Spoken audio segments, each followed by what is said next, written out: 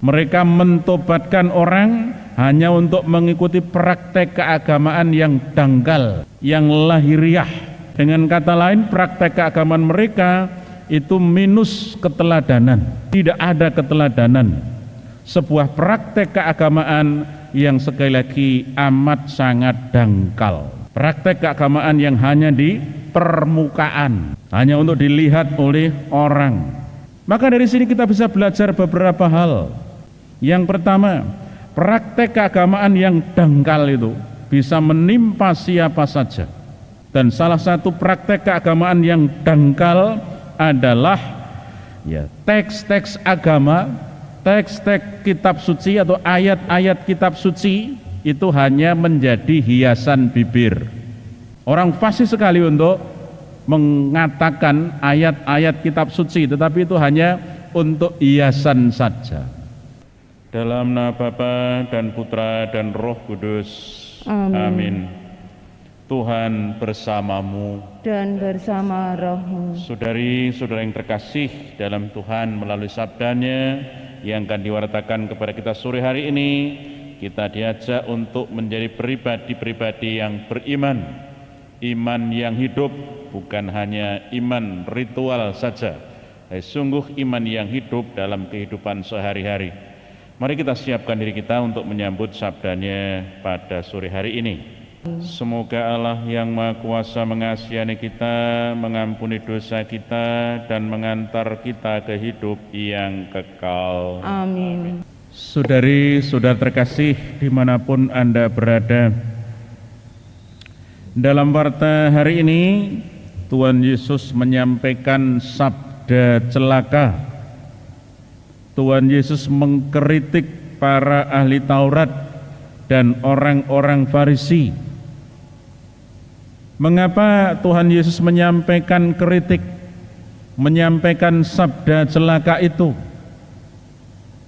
Salah satu alasannya karena iman mereka hanyalah pada tataran ritual, belum mewujud dalam perbuatan nyata. Padahal kalau kita perhatikan apa yang disampaikan oleh Santo Yakobus, iman tanpa perbuatan adalah kosong. Iman tanpa perbuatan adalah mati. Jadi Yesus menghendaki iman yang hidup, bukan iman yang mati. Maka kepemimpinan rohani model kaum Farisi dan juga ahli Taurat itu amat sangat buruk. Kepemimpinan yang sungguh sangat buruk. Mengapa sangat buruk? Karena mereka menghambat orang yang mau memasuki kerajaan Allah. Mereka mengelabui orang dengan doa yang panjang-panjang. Mereka mentobatkan orang hanya untuk mengikuti praktek keagamaan yang dangkal, yang lahiriah. Dengan kata lain, praktek keagamaan mereka itu minus keteladanan, tidak ada keteladanan. Sebuah praktek keagamaan yang sekali lagi amat sangat dangkal. Praktek keagamaan yang hanya di permukaan, hanya untuk dilihat oleh orang. Maka dari sini kita bisa belajar beberapa hal. Yang pertama, praktek keagamaan yang dangkal itu bisa menimpa siapa saja.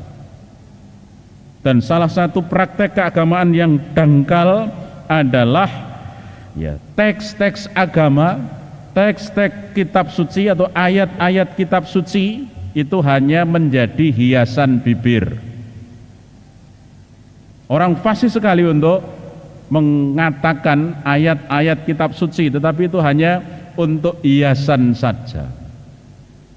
Contoh misalnya, orang mengatakan kesehatan bagian dari iman. Bagus kan? Luar biasa itu ungkapan itu. Kesehatan adalah bagian dari iman. Tapi real dalam masa pandemi seperti ini, orang yang mengatakan itu tidak mentaati protokol kesehatan, tidak mau mengenakan masker, dan lain sebagainya. Maka apa yang dikatakan itu, ya itu hanyalah sebuah hiasan bibir belaka. Praktek-praktek semacam inilah yang dikatakan bahwa ya iman yang mandul, iman yang mati. Maka sungguh kita diajak untuk menghindari yang demikian. Sementara iman itu ya mewujud, atau iman sejati itu mewujud, mengalir dalam tindakan hidup sehari-hari. Salah satu bentuknya yakni keteladanan, di mana orang tidak egois, orang mau berkorban, peduli, solider dengan sesama, membimbing dan bukan menyesatkan. Nah, iman semacam ini tampak jelas dalam diri Yesus. Ia mengajarkan bahwa tidak ada kasih yang lebih besar daripada kasih seorang yang merelakan nyawanya untuk sahabatnya. Dia bukan hanya mengajar, dia bukan hanya omong, tetapi dia melaksanakan itu. Mana buktinya? Ia mati di kayu salib.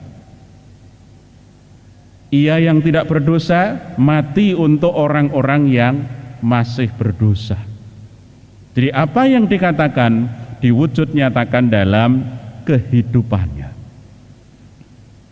Oleh karena itu saudara-saudara, mari kita mohon rahmat agar kita mampu menjalankan ajaran agama dengan baik dan benar, mengantar diri kita dan juga orang lain menuju keselamatan dan bukan menyesatkan.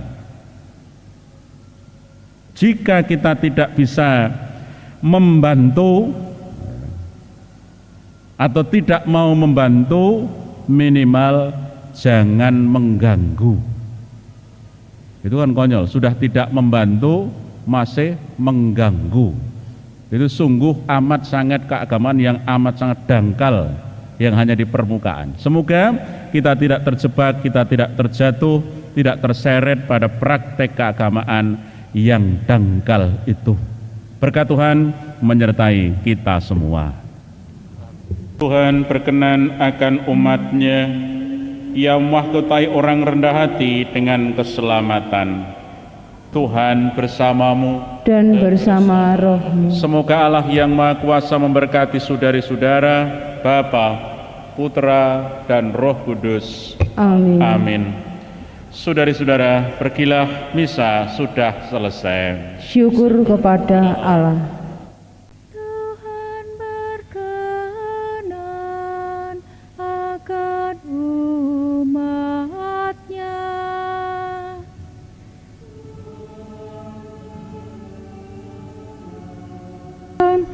Akan umat-Nya. Nyanyikanlah bagi Tuhan lagu yang baru. Pujilah Dia dalam jemaah orang-orang saleh. Biarlah Israel bersukacita atas penciptanya.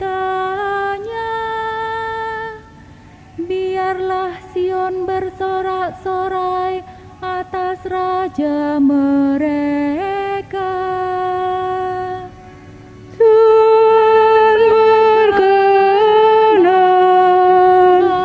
akan umat-Nya. Biarlah mereka memuji-muji nama-Nya dengan tarian. Biarlah mereka bermazmur kepada-Nya dengan rebana dan kecapi. Sebab Tuhan berkenan kepada umat-Nya. Ia memahkotai orang yang rendah hati dengan keselamatan. Tuhan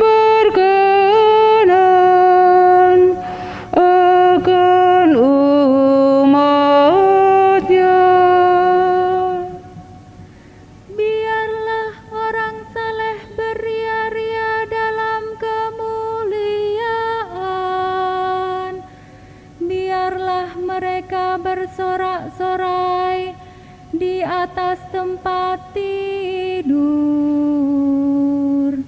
Biarlah pujian pengagungan Allah ada dalam kerongkongan